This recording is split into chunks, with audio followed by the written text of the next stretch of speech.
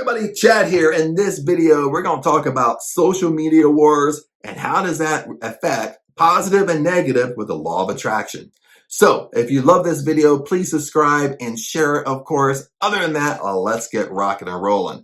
Now, what do I mean by social media wars? Okay, I think at this point in time, we've all had this experience. Okay, we've been on, no matter what our favorite social media platform is. Sometimes we have several nowadays. It could be Facebook, Instagram, TikTok, Snapchat. It could be YouTube.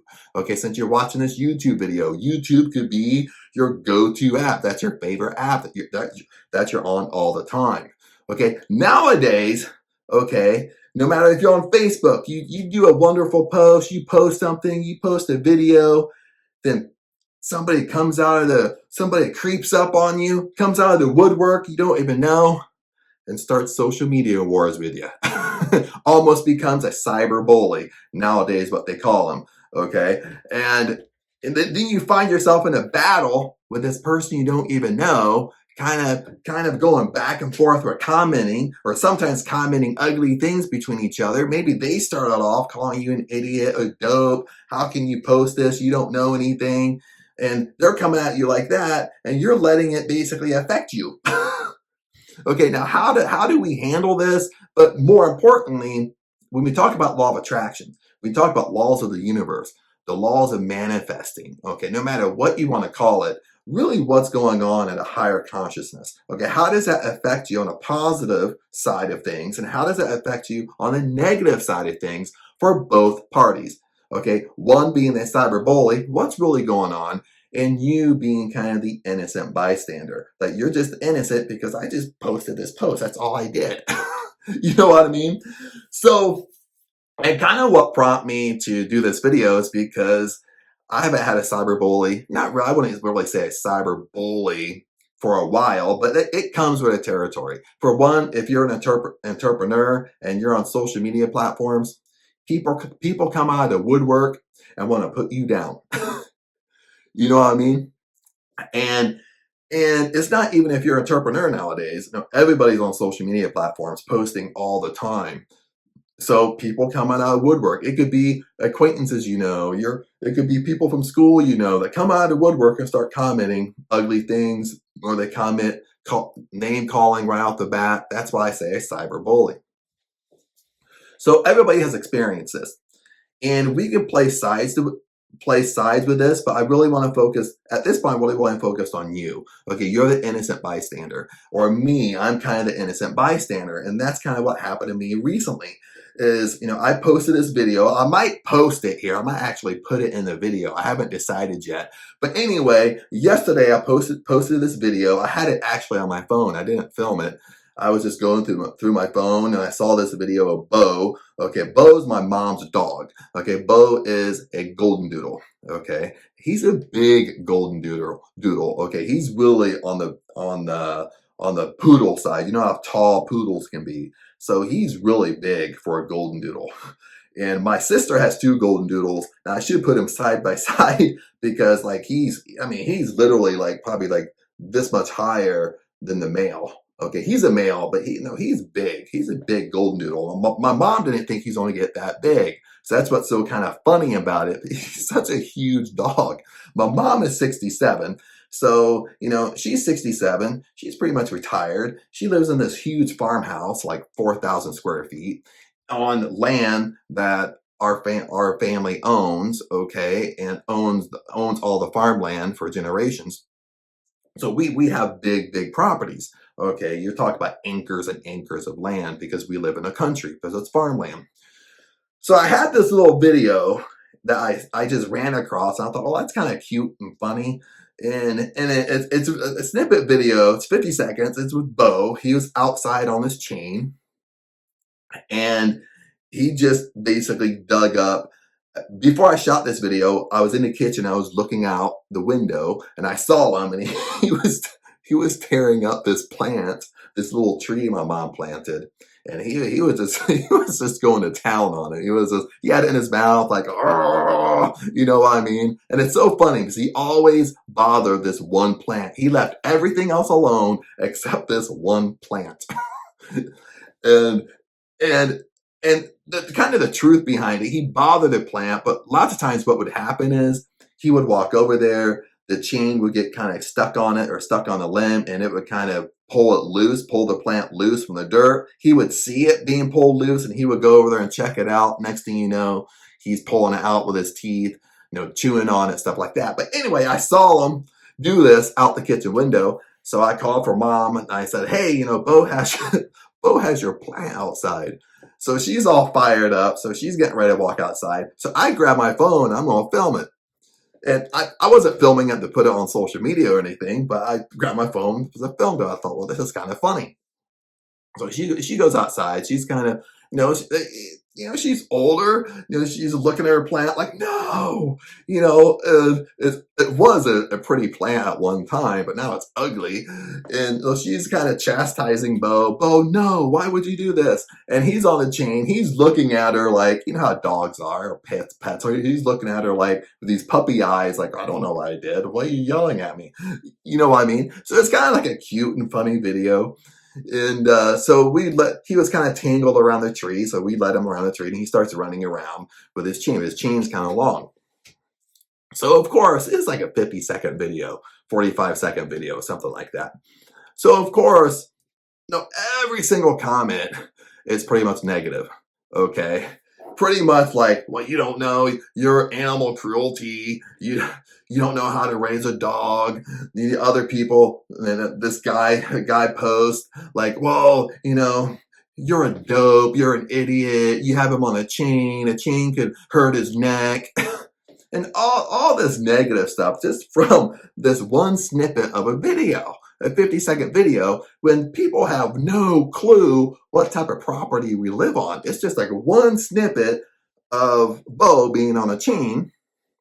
And of course I comment back and, basically try to keep light of the situation. I don't really get into an argument at this point. Maybe years ago I would, but nowadays it don't really affect me. I just, I look at it as, you know what, you don't know the size of the house we live in or whatnot. Then other people will comment and be like, oh, well, the reason why he's tearing it up is because you don't take him for walks. He has all this energy. Mind you, we live in a country on many acres of land. You know what I mean? So I go to explain the real reason why he's on the chain is because, yes, we live in a country. Okay. But he's still a puppy. Even though he's huge, he's 1.5 years, he's still a puppy. I mean, he's a ginormous puppy. Okay. We live kind of by the road. It's a country road. So people's not going 25 miles an hour. People are going 65 miles an hour. Most people in Ohio in the country drive trucks. You know what I mean? 8-cylinder trucks. A manly truck. You know what I mean? So if he goes in the road and gets hit, he's probably not going to survive. So that's one. The second thing is my mom's 67. So my mom's a little bit nervous about, having him out and just run free because he's still a puppy, making sure he listens and he doesn't run off, make sure he comes back, he doesn't go in the road. So we put him on this long chain that attaches to the house. So my mom opens the door, she can put him on chain, he can go out, do his business, comes back in. Okay. Then when I come over, I let him outside and let him run around to get his energy out. That's the point. But people just, people come out of the woodwork and start commenting on this video, about the chain, it hurts their neck. Then I'm commenting, I'm like, well, since he was really a puppy, like 8 weeks old, we had him on a puppy chain. Okay, so we trained him on the chain. So he's used to being on the chain. Now he's 1.5 years old. Then I have another guy comment and be like, well, you're an idiot, you're a dope, because if he sees a squirrel, he's just going to take off chasing it, and the chain's going to wrap around his neck and break his neck. So I'm like, oh my goodness, like, dude, I'm almost like getting to the point where I'm thinking, dude, people are crazy nowadays. Like, they don't think like a dog that old. Okay, he's already trained. He's already used to being on a chain. He lives in the country, mind you. So we have rabbits that run around, other dogs that he sees far away that come in the yard sometimes. Not supposed to, but comes in the yard. So he just sits there and stares at it because he knows he's on the chain. So I'm wondering, like, dude, is he people commenting are really even dog owners or pet owners? So that's the whole story behind it. I mean, it's kind of funny how you can film, a snippet of a video, maybe a funny video, and people just go haywire with it, not knowing like the property you live on, not knowing exactly where you live. Then another comment, another guy. Sometimes it's the same guy commenting because I'm commenting back. So he's like, well, you should be smart enough and build a fence around your house. And I'm like, yes, a fence would be a great idea, especially in the country, especially when our yard is probably like 2 acres. So if I took a camera outside and I showed you the size of our yard to build a fence around it, I mean, come on now. Come on now. And we could talk to. So anyway, I went on about this story for long enough. I'm not even going to show you it because I went on. I think I explained it well enough. But anyway, I had like cyber bullies coming on my YouTube channel, going on this short I posted, and saying all types of stuff. Not that many comments, but every comment was pretty much negative. So then it dawned on me, well, I need to make a video on this. Because what really happens, there's 2 things here. How I kind of handle it, where it doesn't really bother me, is because, for one, you have to, and this is how when you look at higher consciousness, you look at law of attraction, how things kind of work a little bit. And we've talked a lot about law of attraction. I know a lot of you that follow me, you listen to Neville Goddard and stuff like that. I post a lot of Neville Goddard because I post stuff that I listen to and stuff like that. That's why I post them. So really how I handle this is that I see it for what it is, okay? It's not really about me. When you have a bully, a cyber bully, social media wars, whatever you want to call it, it could even be a physical bully, in person. It doesn't have to be physical, but just in person, you're saying stuff back and forth, a verbal, basically verbal harassment, just whatever you want to call it. And what happens is, don't make it about you because it has nothing to do with you. Make sense? It really has nothing to do with you unless you make it so. Okay. What I mean by that, unless I make it about me, unless I get offended. Okay. Think about it this way. Sorry about that. We've talked a lot about forgiveness. Okay. Forgiving people, for law of attraction, because if true forgiveness is forgetfulness. But true forgiveness, the reason why it's so important to forgive is because you're attached to that person. You're attached to that outcome. So if you're attached to that person, you're attached to that outcome. Okay. And you're going to, at a vibrational level, you're going to attract at that level of vibration because you're attached to it. You're not letting go of it. Okay. So if I don't make it about me and it's really about them, so I'm breaking that attachment because it really has nothing to do with me. Okay, that's 1. 2, on the cyberbully side, is that what I said, it's about them. Remember, you reap what you sow. Okay, no matter how deep you want to go with this, no matter what your beliefs are, as you believe, you receive, you reap what you sow. Okay, if you're basically sowing negative seed, makes sense? You're sowing negative words. Okay, you putting other people down. Well, that's like a boomerang effect. Okay, as you sow, you will reap. That's like a boomerang effect. It will come back to you. Okay, now that doesn't mean on a surface level you think, well, other people will do it to them. Yes, but on a subconscious level, on a higher consciousness level, what happens is a cyberbully, okay, they're attracting on that level of vibration. Okay, remember that everything's on a level of vibration. If I'm making fun of people, calling people names, putting people down, I'm on a very low vibration. Okay, and you attract at that level. Okay, so even if that cyberbully is into law of attraction, Okay, or they get heated at the moment. Maybe they're not really a cyberbully, but they get heated at the moment. They look at something, they jump to conclusions. You know what I mean? And it could be innocent too. People jump to conclusions. People see something and they let emotions get a hold of them, and they just start going to town, calling people names. So what happens is that they're on that vibration. That's a very low vibration. You making fun of people, calling people names, that's a low vibration. You attract at that vibration. And you are constantly doing that. Remember, you're constantly in that vibration. Well, that's why you're not getting what you want. I mean, just pure and simple. That's why law of attraction isn't working for you. But we all are doing things. Okay, remember, none of us are perfect. Okay. Even, going against a cyberbully, that could be just a bad habit they're in. Makes sense. Sometimes it's just that they see a little video, see a post, they let emotion get away with them, and they get right on there like, you know what I mean? Especially like they don't see you in person anyway, so it kind of is like, there's no confrontation, with people, so they're just on there, doing that stuff. That could be a weakness of theirs.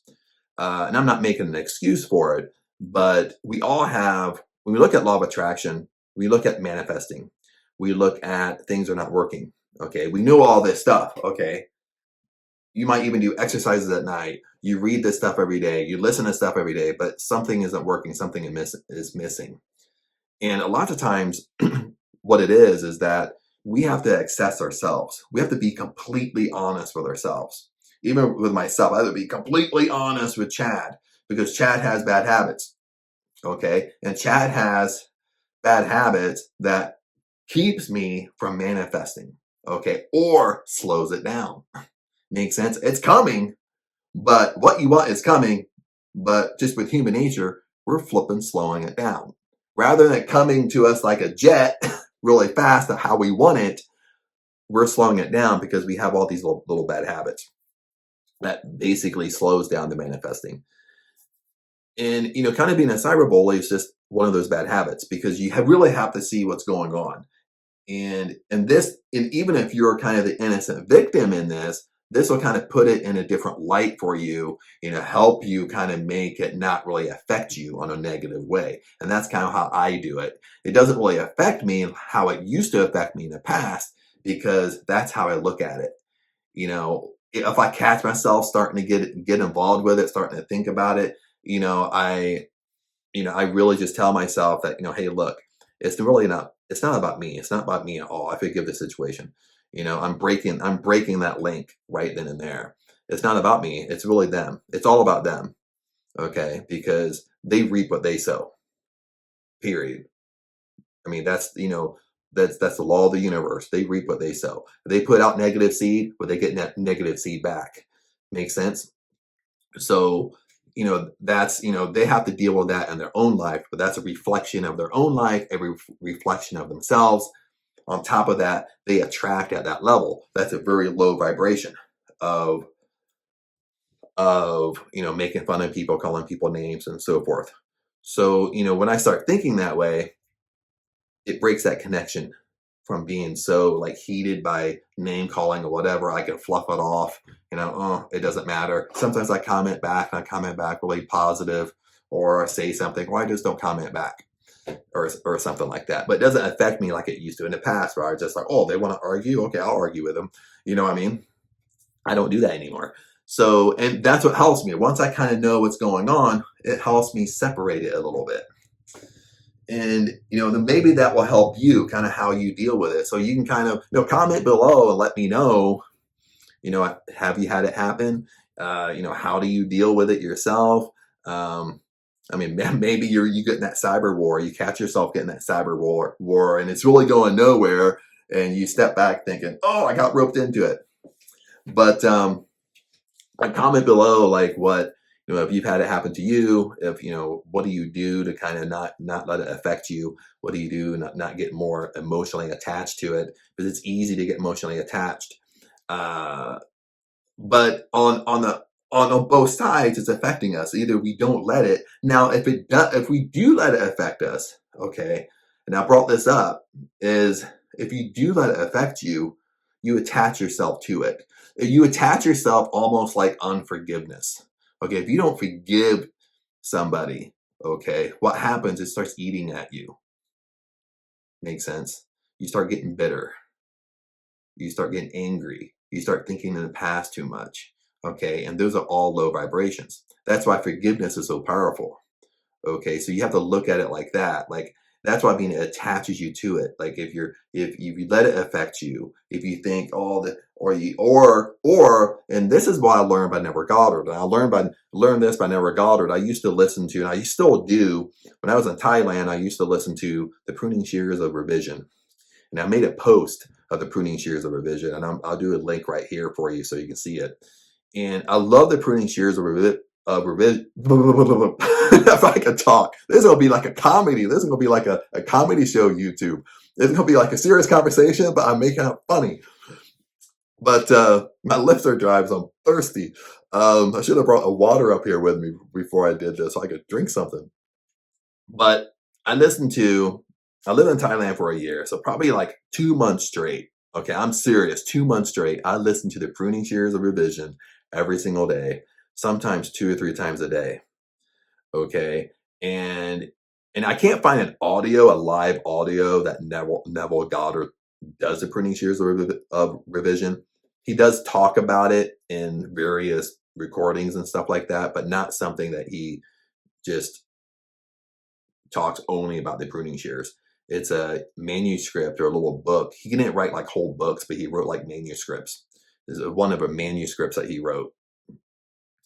And it talks about basically higher consciousness. And I'm not going to go over everything with you, but I'm going to go over the higher consciousness of law of attraction, law of assumption. Okay. When we only think about ourselves, that and one, when you look at higher consciousness, that's a lower vibration. Okay. Yes, we can get what we want. Yes, the laws of assumption work. Yes, setting an intention, setting exactly what we want, letting go of the how, letting it come to us, being persistent and consistent with it. Yes, we can get exactly what we want if we set that intention. Okay. And that's directly applies to us. Okay. Now, if you want to go up a notch in higher consciousness, up a notch in spirituality, our real reason, in my opinion, and this comes from Neville also, the real reason you're here on earth, no matter what your religious principles are, just as a spiritual being, is to help other people. Okay, how do we see other people? Okay, and this is what he explains in the Pruning Shears of Revision, is that you're pruning your own day. Okay, you're pruning your own day. And pruning your own day is revising your day on the perfect day, what you wanted to happen, just like you set an intention. But just like if you live in the end. Okay, you live in the end, you act as if you already have your goal. You act as if you already have what you want. Okay, but it's all about you at this point. Okay, higher consciousness, taking a step up, is doing those exact things, but to another person. Okay, let me give you an example really quick, just in case you don't know what I'm talking about, or you haven't heard this before, is that if I do the Pruning Shears of Revision, revise somebody else's day, or think positive upon somebody else. Let's say, I'll give you 2 examples really quick. Let's say your friend lost his job. He's unemployed. He's looking for a job. Okay, so you're talking to him, and on a lower conscious level, we look at him as being, oh, he lost his job, he's jobless, he's unemployed, and that's how I think about him. That's how I see him. Okay, but remember, okay, with law of attraction, set an intention, live in the end. When you live in the end about your goal, you act as if you already have it. Okay, in your mind, in your imagination, you already have it. That's what you do to another person.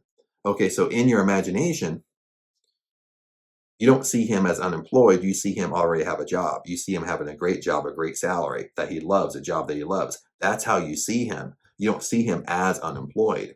And Neville Goddard gives this example all the time. He always uses this example.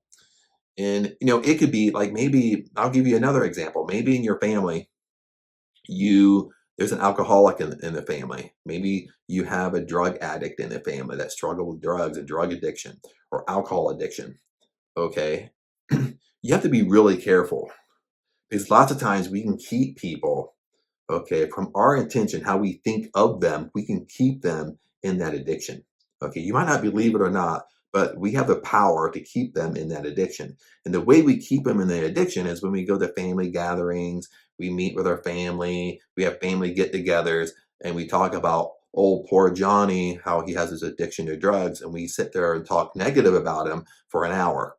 And it might be kind of positive, like, well, I wish he would stop, I wish this, but we focus in and we're thinking of him having that addiction. Okay, we're thinking of him having that addiction. We don't What we need to do is stop those conversations. In our imagination, he doesn't struggle with drugs and alcohol anymore. He cured himself of that. Okay, he's healthy and well now. That's how we think of him. And we're lifting in our own imagination, we're lifting him up, we're lifting him out of that addiction in our imagination. Okay, same way we would do for us when we want to manifest. We're doing the same thing for us with law of attraction, but we do that towards another person. So going back to being a cyberbully, that's what you need to do. It's almost like bless it what you want. You send blessings their way. You look at them as they're not cyberbully or they're just emotional or whatever, but you look at them positive. You send a positive light to them in your imagination. That's a higher consciousness. Okay, and all this kind of stuff kind of helps you from not getting attached to it. Because if you're attached to it, you're attached to that vibration, and you're going to attract that vibration. Whatever intention or whatever you want is going to slow down because you're so attached to it. Okay, to break the attachment, you really have to see it for what it is. Okay, but other than that, hopefully you enjoy that. If you enjoyed it, please subscribe below, or you can share the video. If not, comment below. Let me know your experiences, regarding this. I'm sure you probably experienced it. And, what do you do to kind of get over it? What do you do that it doesn't affect you? Make sense? And what do you do if you send love to the person? I mean, that's a simple way to explain it. You just send love and blessings to them. That way you break that. You want to break that cord so you're not attached. You're not attached to that vibration. But other than that, my friends, hopefully this helped, and I'll see you in the next video.